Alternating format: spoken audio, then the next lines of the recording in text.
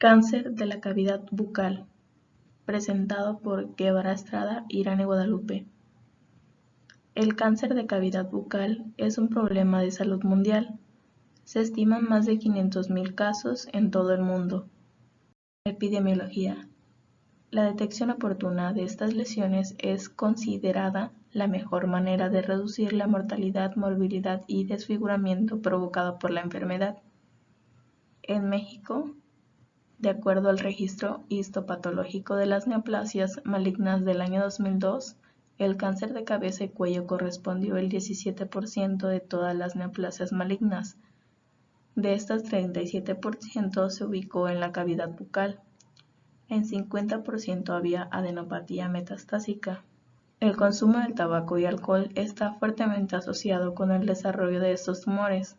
En Estados Unidos, 74% del cáncer de cavidad bucal se asocia a estos factores. El tabaco es considerado la causa más importante y actúa de manera sinérgica con el alcohol.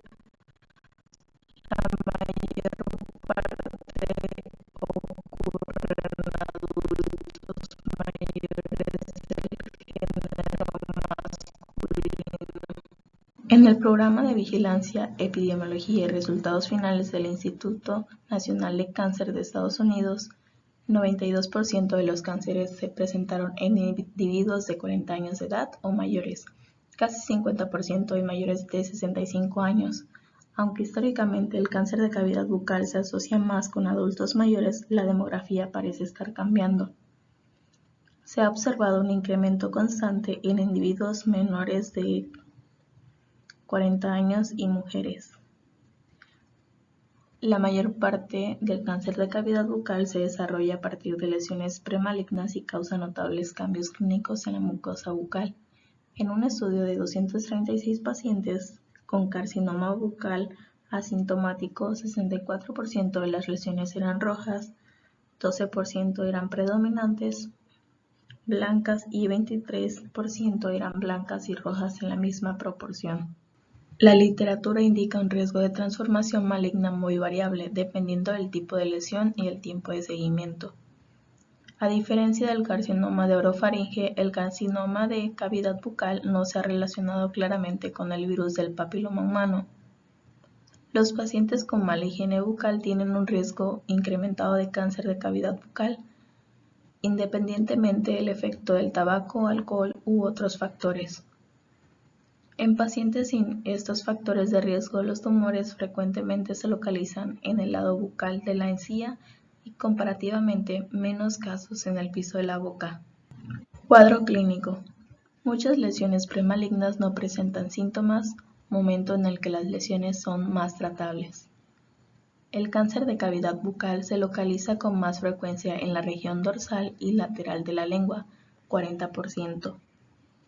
Piso de la boca, 30%, trígono retromolar, mucosa y las encías maxilar y mandibular.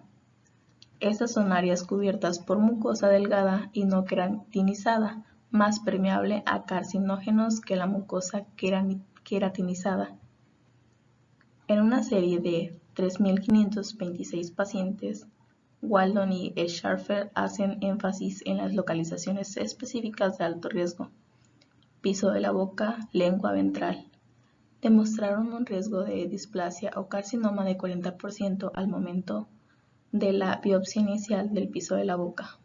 No existen características específicas que indiquen la presencia de cáncer de cavidad bucal, pero dos signos críticos son la presencia de induración y lesiones fijas.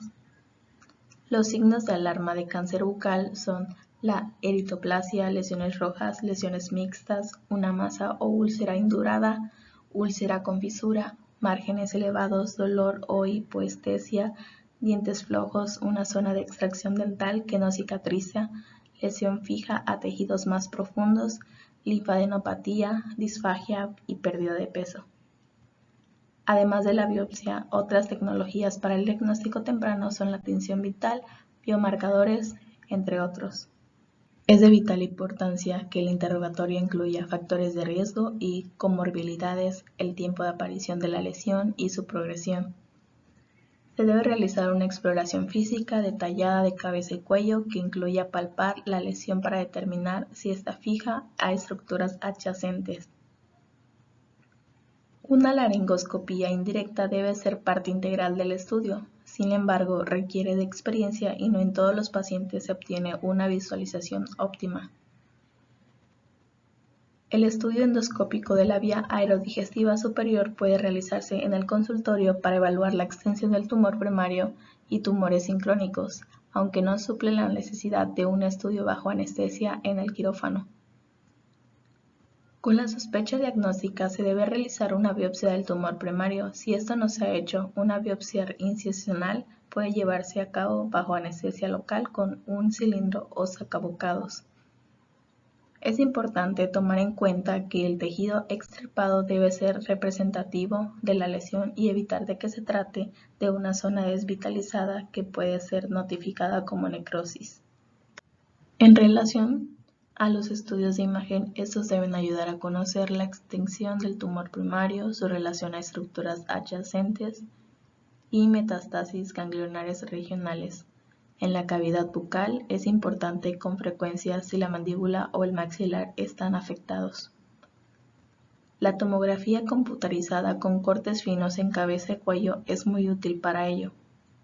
Con una aplicación adecuada de contraste, los tejidos blandos también pueden ser evaluados detalladamente.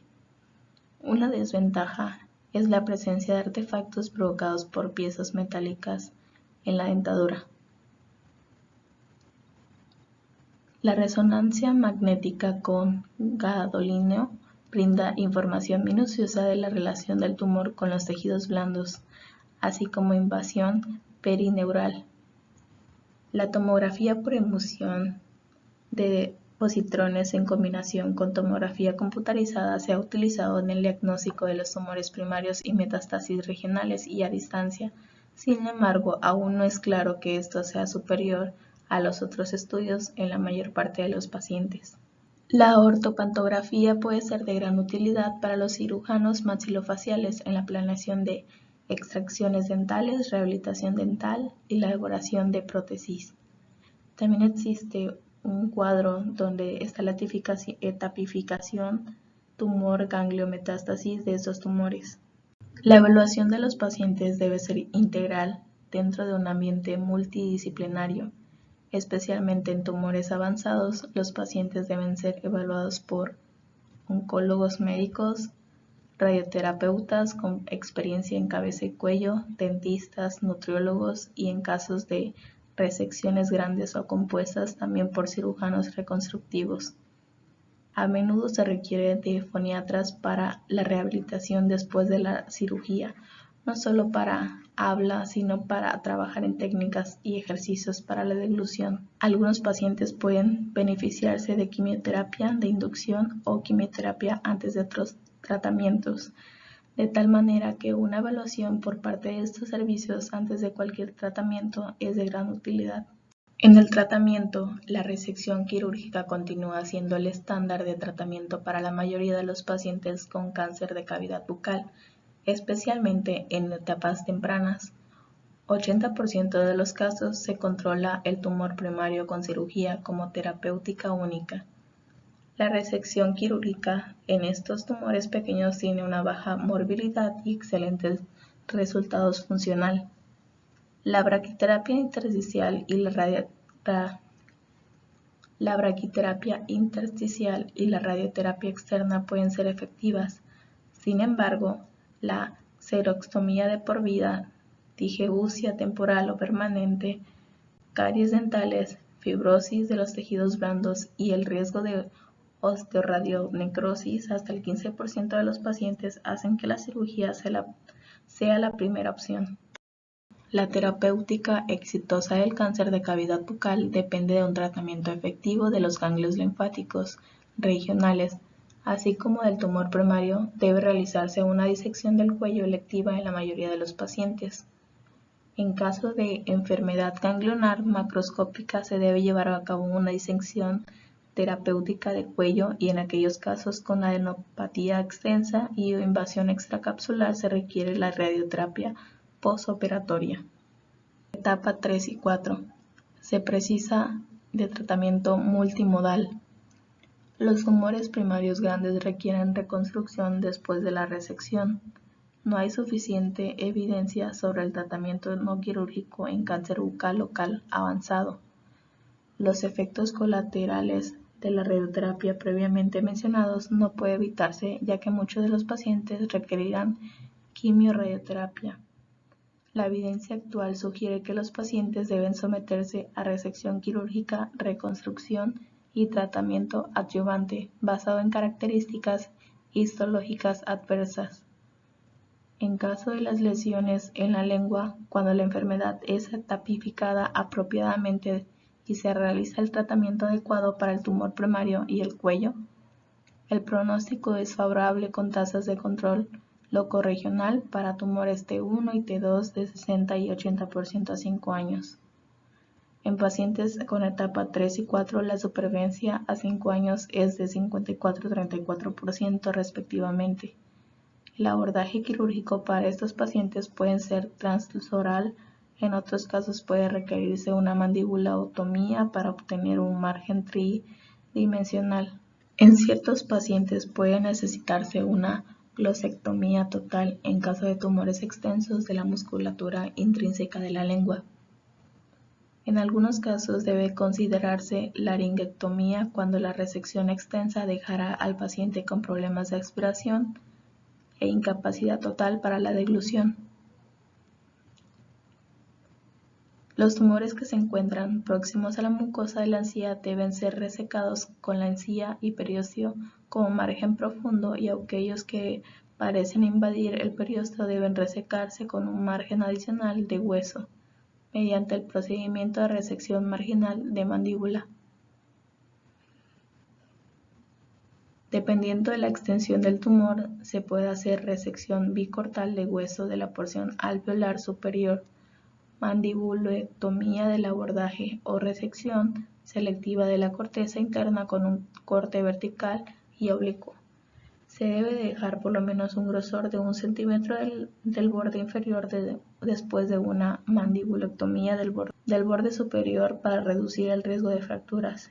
En lesiones que directamente invaden hueso, se debe hacer una resección segmentaria de hueso. Esto generalmente requiere reconstrucción ósea o tejidos blandos. Y por último, las referencias.